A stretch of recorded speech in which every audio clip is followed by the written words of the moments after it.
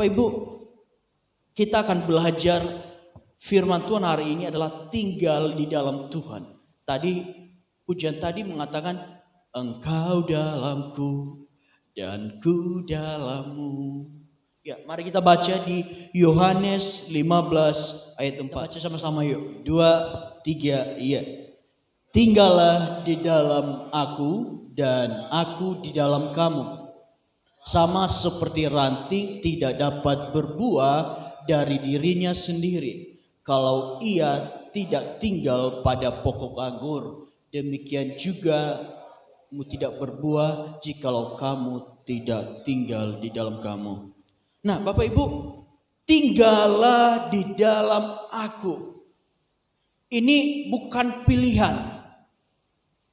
Ini bukan pilihan, Bapak Ibu. Bukan Tuhan Yesus memberikan tawaran tinggal di dalam aku atau enggak. Ini merupakan satu keharusan yang harus kita jalani sebagai orang Kristen, sebagai orang percaya. Kita harus tinggal di dalam Tuhan. Karena kalau kita tidak tinggal di dalam Tuhan, kalau kita berada di luar Tuhan, Tuhan memberitahukan konsekuensi yang harus kita terima, yaitu pertama, kalau kita baca di Yohanes 15 ayat 6, pertama dibuang. Bapak Ibu tahu nggak pohon? Satu pohon ya. Rantingnya itu kalau terputus dari induknya, dari pokoknya, apa yang terjadi? Dia akan menjadi kering, dia tidak berguna dan akhirnya dibuang, dicampakkan lalu dibakar. Ini yang terjadi dalam kehidupan kita. Kalau kita berada di luar Tuhan, memang seakan-akan kita bisa mendapatkan segala yang kita mau. Tetapi pada akhirnya, apapun yang engkau capai di dalam hidupmu, kalau engkau berada di luar Tuhan, semuanya tidak berarti apa-apa. Karena Tuhan berkata, apabila kamu berada di luar aku, kamu tidak bisa berbuat apa-apa. Jadi bukan pilihan untuk berada di dalam Tuhan, tapi merupakan satu kewajiban bagi setiap orang Kristen untuk hidupnya tinggal di dalam Tuhan. Amin. Nah, mengapa harus tinggal di dalam Tuhan? Kita baca Yohanes 15 ayat 2. Kenapa sih harus tinggal di dalam Tuhan? Yang penting kan percaya Tuhan. Yang penting kan saya Kristen. Hidup semua mau saya.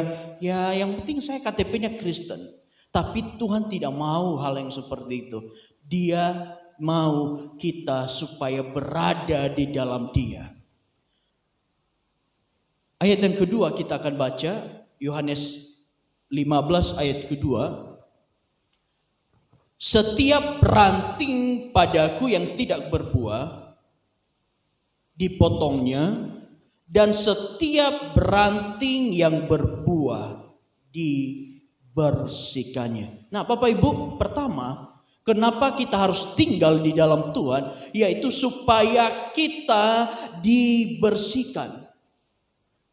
Tinggal di dalam Tuhan berarti seluruh kendali hidup kita ada di dalam tangan Tuhan.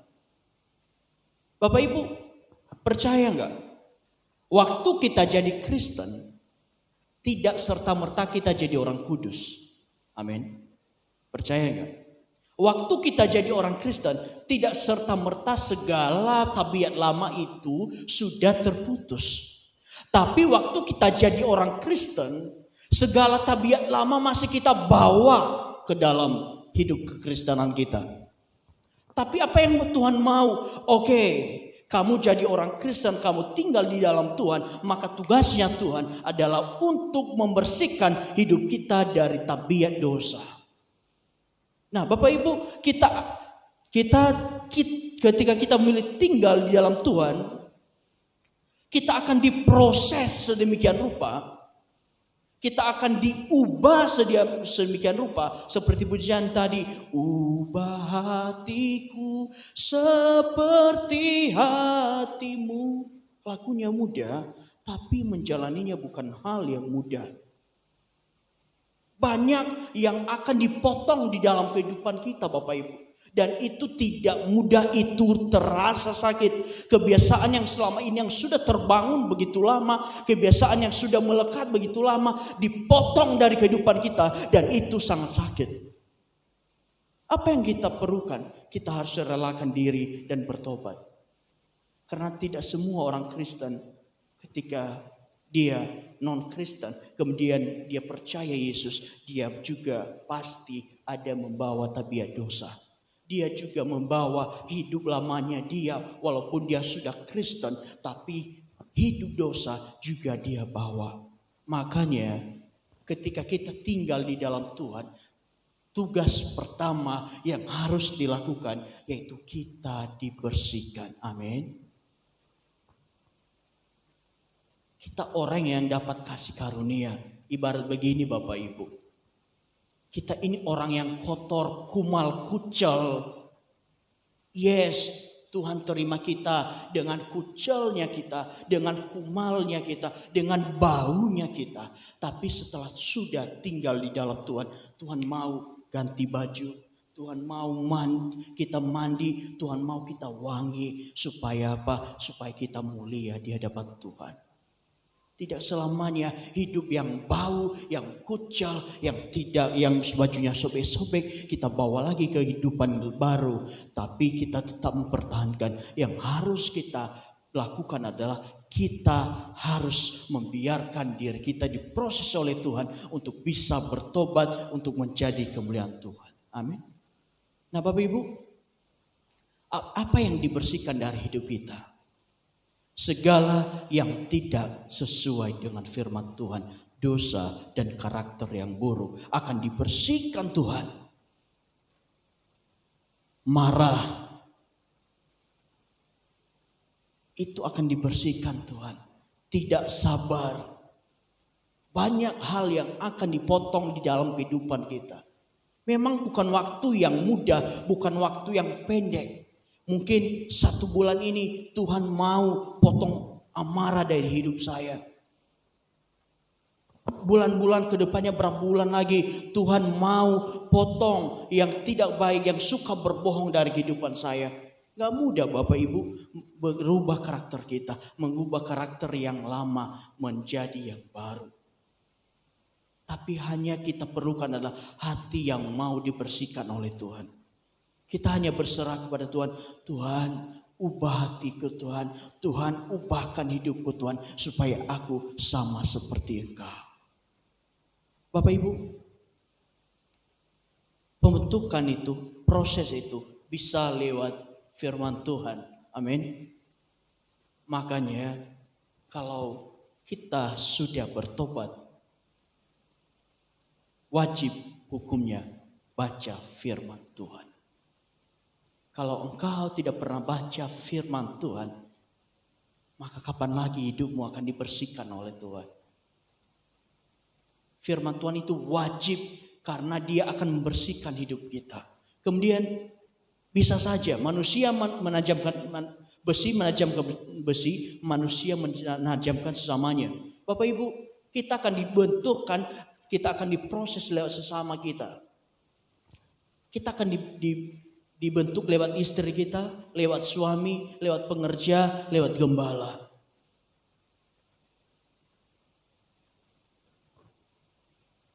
Kalau saya punya karakter contohnya pemarah dan saya berdoa Tuhan, saya gak mau marah lagi.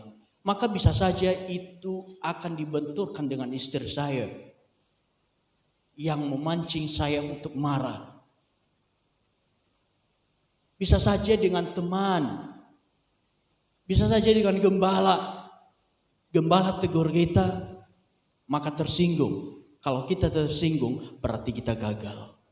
Tapi kalau kita terima dengan hati yang lapang, terima dulu, terima kasih, maka hidup kita semakin hari akan diproses untuk semakin baik lagi.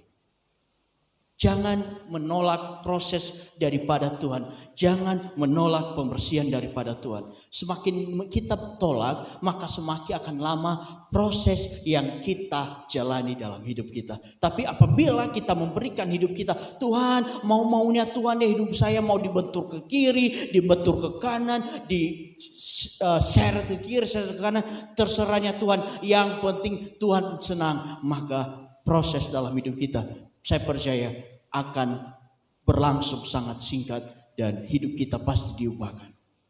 Makanya Bapak Ibu, proses yang pertama yang Tuhan mau kita tinggal di dalam Tuhan adalah supaya kita dibersihkan. Tadi hidup kita yang tidak layak diberikan kasih karunia tinggal di dalam Tuhan. Tapi tidak cukup tidak tinggal di dalam Tuhan. Tuhan mau supaya hidup kita dibersihkan. Seperti firman Tuhan, setiap ranting yang berbuah dibersihkannya. Jadi Bapak Ibu, mungkin Bapak Ibu akhir-akhir ini lagi mengalami pembersihan, lagi mengalami proses daripada Tuhan. Baik lewat istri, lewat suami, lewat teman, lewat anak, bahkan lewat gembala. Nikmati proses itu, terima proses itu dan katakan kepada Tuhan, Tuhan, saya mau berubah, saya mau diproses, saya mau bertobat dan saya mau diperbarui di dalam Tuhan. Amin. Yang kedua Bapak Ibu, kenapa kita harus tinggal di dalam Tuhan? Kenapa setelah jadi orang Kristen, kenapa setelah percaya Yesus, maka saya diwajibkan untuk tinggal di dalam Tuhan? Jawaban yang kedua adalah supaya dapat berbuah. Nah, coba baca Bapak Ibu, setiap ranting padaku yang tidak berbuah, ranting itu yang tidak berbuah akan dipotong. Tetapi setiap ranting yang berbuah dibersihkannya. Supaya apa? Supaya lebih banyak berbuah. Nah Bapak Ibu, tinggal di dalam Tuhan berarti kita terhubung kepada Tuhan. Sumbernya kita dari Tuhan. Maka otomatis segala nutrisi kita terpenuhi Bapak Ibu. Kalau ranting terputus dari pohon yang utuh, maka yang terjadi apa?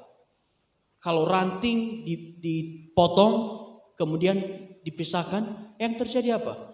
Lama-lama layu, kemudian lama-lama kering.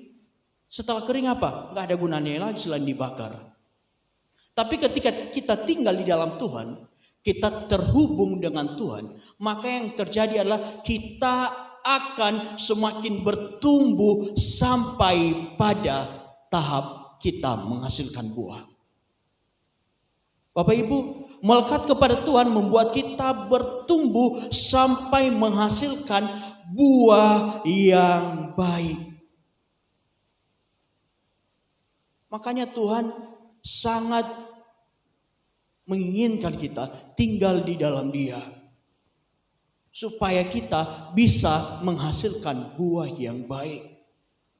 Karena kalau kita salah melekat, kita melekat pada pohon yang jahat, maka yang dihasilkan buah yang jahat. Tapi kalau kita melekatnya kepada Tuhan Yesus Kristus, kita akan menghasilkan buah yang baik.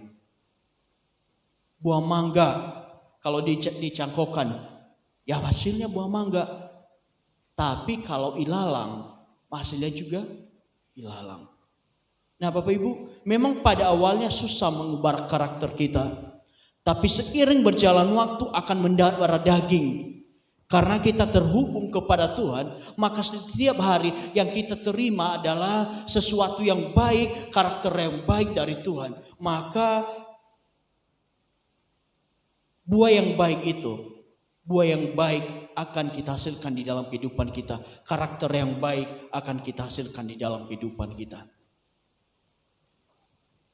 Ingat, di mana kita melekat menentukan buah kita seperti apa. Kalau kita melekat kepada dunia ini, maka kita menghasilkan buah-buah dunia. Tapi kalau kita melekat kepada Tuhan Yesus, yang kita hasilkan adalah buah-buah roh. Bapak Ibu, kesabaran, sukacita, dan banyak hal lagi itu akan menjadi buah kita. Amin. Yang ketiga, mengapa kita harus tinggal di dalam Tuhan? Supaya kita menerima apa yang kita minta. Yohanes 15 ayat 7. Jikalau kamu tinggal di dalam aku dan firmanku tinggal di dalam kamu, mintalah apa saja yang kamu kehendaki dan kamu akan menerimanya. Bapak Ibu, mintalah apa saja. Pertanyaannya sekarang, kalau Tuhan ajukan pertanyaan kepada kita, minta apa saja, kita minta apa kepada Tuhan? Yuk coba saya tanya kepada Bapak Ibu. Kalau Tuhan seandainya bilang kepada kita, hei kamu minta apa saja. Kita minta apa kepada Tuhan? Permintaan kebanyakan orang dan kita buktikan hari ini itu semua mayoritas yang diminta. Itu permintaan yang egois. Tapi apa yang Tuhan mau? Cara yang benar meminta kepada Tuhan, catat baik-baik. Carilah dahulu kerajaan Allah dan kebenarannya, maka semuanya itu akan tambahkan kepadamu. Saya ubah mindset Bapak Ibu. Minta sesuatu yang memenuhi kerajaan Allah dalam hidupmu, maka semuanya akan mengikuti. Percuma minta kekayaan, gak akan dikasih. Untuk apa? Kamu belum siap, kamu belum ready. Minta mobil, belum sanggup ganti oli aja gak bisa, mau minta mobil. Baru punya motor, ganti olinya telat-telat, apalagi punya mobil. Bapak Ibu, cara yang meminta yang benar di Matius 3 ayat 16 adalah carilah dahulu kerajaan Allah. Jadi minta sesuai kehendak Bapa. Buat dirimu dulu dipenuhi dengan nilai kerajaan sorga, maka semuanya itu akan ditambahkan. Gak perlu minta. Tuhan tahu kamu memerlukan semuanya itu. Apa yang engkau pakai, apa yang engkau makan, apa yang engkau minum, Tuhan akan penuhkan. Tapi yang paling pertama yang harus kita minta kepada Tuhan, Tuhan biarkanlah kerajaanmu hadir di dalam hidupku. Maksudnya apa Bapak Ibu? Ada enggak yang minta tadi? Tuhan, minta apa kepada Tuhan? Tuhan supaya aku lebih sabar. Tuhan supaya aku dapat mengenal kebenaran. Tuhan supaya aku dapat mengasihi lebih lagi. Itu artinya kita meminta kerajaan Allah memenuhi hidup kita. Next, urusan kekayaan, urusan berkat, itu Tuhan yang tahu. Seberapa kerajaan sorga memenuhi hidupmu, maka kapasitas hidupmu akan diikuti oleh kekayaan yang Tuhan sediakan kepada kita. Bapak Ibu, tahu nggak? Yang harus kita minta, yang sesuai kehendak Bapa itu adalah buah-buah roh bagaimana memenuhi hidup kita. Buah roh apa? Kasih, sukacita, damai sejahtera, kesabaran, kemurahan, kebaikan, kesetiaan, kelemah lembutan, penguasaan diri. Saya tanya sekarang, kalau orangnya sabar, dia buka toko, orangnya sabar, biar pembelinya cerewet, tapi dia tetap sabar, dia tetap menguasai diri. Kira-kira tokonya lancar gak? Tapi kalau orangnya buka toko, orangnya cerewet sedikit langsung marah, maka toko itu sepi. Makanya Tuhan bilang, karaktermu dulu diubah. Hidupmu dulu diubah. Berkat itu mengikuti. Berkat itu bukan urusanmu sama sekali. Itu urusan Tuhan. Yang jadi urusan kita adalah karakter kita. Buah roh harus memenuhi hidup kita. Bapak Ibu, kalau misalnya Bapak Ibu buka bisnis, tipu sana sini, apa yang terjadi? Dipercaya orang? Tidak tidak akan dipercaya. Mungkin awal-awalnya bagus, tapi lama-kelamaan banyak yang tidak percaya. Tapi kalau orangnya setia, kemudian orangnya baik sesuai baro, maka orang akan percaya, orang akan berdatangan. Saya mau invest karena orangnya bisa dipercaya, bisa bertanggung jawab. Jadi Bapak Ibu, urusan berkat itu bukan urusan kita, itu urusan Tuhan. Yang penting kita harus perbaiki diri. Bagaimana kita meminta kapasitas kerajaan sorga memenuhi hidup kita. Makanya firman Tuhan berkata, carilah. Ini sangat jelas Tuhan katakan, carilah dahulu kerajaan Allah dan kebenarannya. Amin. Maka semuanya itu akan ditambahkan kepadamu. Apa yang engkau pakai, apa yang engkau makan, apa yang engkau minum. Tuhan tahu kamu memerlukan semuanya itu. Tuhan tahu belanja baju itu pakai duit. Tuhan tahu makan di luar itu pakai duit. Tuhan tahu kita memerlukan semuanya itu. Tapi yang paling pertama, bagaimana hidup kita sesuai dengan firman Tuhan. Jadi Bapak Ibu, kita minta bagaimana supaya kerajaan Allah itu nyata di dalam hidup kita. Tuhan, saya mau lebih sabar. Tapi pasti nanti akan dibenturkan dengan orang lain. Terima saja prosesnya, nikmati. 1-2 kali memang terasa berat, 1-2-3 kali berat. Tapi selanjutnya akan berubah menjadi karakter. Tuhan, saya mau jadi orang yang penuh kasih. Mungkin memberi itu berat rasanya. Memberi 1 kali, memberi 2 kali, memberi 3 kali, berat rasanya. Tapi lama-kelamaan akan berubah menjadi karakter. Tetap damai sejahtera.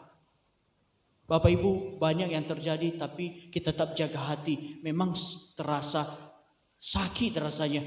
Kok saya bisa tenang, diam, sedangkan di luar sana lagi banyak bisnis hancur. Tapi tetap jaga damai sejahtera. 1-2 kali, 3 kali memang terasa berat. Tapi lama-kelamaan akan mendarah daging dan menjadi karakter. Amin. Yang keempat Bapak Ibu, kenapa kita harus tinggal di dalam Tuhan? Supaya kita aman karena dilindungi oleh Tuhan. Amin. Bapak Ibu, tinggal di dalam Tuhan berarti keamanan kita terjamin karena kita merupakan tanggung jawab penuh dari Tuhan. Nah, Bapak Ibu, saya berikan contoh. Kalau Pak Yohanes misalnya Pak Gembala di dalam rumah, saya percaya nggak akan dibiarkan sedikit pun ganggu Dela. Orang luar nggak akan bisa ganggu Dela di situ, karena di situ ada bapaknya. Nggak akan bisa menyakiti Dela karena ada Pak Yohanes. Tapi kalau dia berada di kampus, kira-kira sama nggak? Beda. Urusan kedua nanti pembelaan atau Pak Yohanes datang ke kampus itu urusan nomor 2. Tapi kalau dia berada di luar, dia akan mudah disakiti. Tapi kalau berada di dalam rumah, jangankan sentuh dia. Ngomong saja tidak akan berhasil karena ada bapaknya di rumah. Bapak Ibu, pertanyaan simpel. Kalau kita di dalam Tuhan, kita aman. Iblis tidak punya hak atas hidup kita.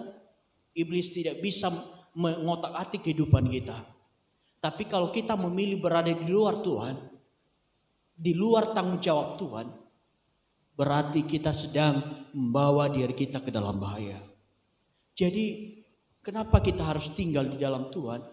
Karena supaya hidup kita aman di dalam Tuhan. Bapak Ibu, ketika kita jatuh selalu ada tangan Tuhan yang terulur untuk kita. Ketika kita lemah selalu ada tangan kuat Tuhan yang selalu menopang kita. Karena apa? Kita tinggal di dalam Tuhan.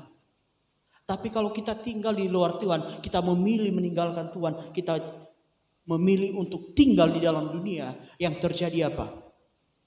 Ketika kita jatuh, ya udah jatuh. Ketika kita ketika kita lemah nggak ada yang memberikan kekuatan. Tapi saya percaya Bapak Ibu, semua kita yang di tempat ini, kita boleh berada di tempat ini karena kita sadar kita perlu Tuhan. Kita ada di tempat ini, kita tahu kita tidak bisa berbuat apa-apa kalau kita berada di luar Tuhan. Oleh karena itu kita berada di tempat ini karena kita tahu kita dijaga, dilindungi oleh Tuhan. Amin. Bayangkan kalau Tuhan sudah bertanggung jawab dalam hidupmu Bapak Ibu. Bahkan dia katakan kita adalah biji matanya Tuhan. Segitunya Tuhan menjaga kita seperti menjaga biji matanya. Dulu saya pernah katakan, kalau biji mata ini gak boleh ada yang sentuh. Hanya boleh kita sentuh, boleh belai dikit. Gak mungkin Pak Yanto gini-gini mata saya. Gak mungkin. Gak akan saya biarkan karena akan mengganggu. Dan demikian Tuhan. Dia akan menjaga hidup kita seperti menjaga biji matanya sendiri. Bapak Ibu, oleh karena itu kita harus tinggal di dalam Tuhan. Karena di luar Tuhan kita tidak bisa berbuat apa-apa. Tadi pertama, kita tinggal di dalam Tuhan supaya kita dibersihkan. Kedua, supaya dapat berbuah. Dan ketiga, supaya kita menerima apa yang kita doakan. Dan keempat, supaya kita aman karena dilindungi oleh Tuhan. Tinggallah di dalam Tuhan. Karena di luar Tuhan kita tidak bisa berbuat apa-apa. Apa yang terjadi kalau kita tinggal di luar Tuhan? Kita baca Yohanes 15 ayat 5 sampai 6. Akulah pokok anggur dan kamulah ranting-rantingnya. Barang siapa tinggal di dalam aku dan aku di dalam dia, ia berbuah banyak sebab di luar aku, di luar Yesus, kamu, saya dan saudara tidak dapat berbuat apa-apa. Lanjut ayat 6. Kita baca sama-sama yuk ayat 6, 3, 2 ya. Barang siapa tidak tinggal di dalam aku, ia dibuang keluar seperti ranting dan menjadi kering, kemudian dikumpulkan orang dan dicampakkan di dalam api lalu dibakar. Bapak Ibu, kalau kita tinggal di luar Tuhan, ingat baik-baik. Kalau engkau memilih meninggalkan Tuhan, ingat baik-baik. Engkau hanya akan jadi orang yang akan dibuang, kemudian jadi kering, kemudian dicampakkan untuk dibakar. Jadi Bapak Ibu, pilih mana? Tinggal di dalam Tuhan atau tinggal di luar Tuhan? Amin. Amin.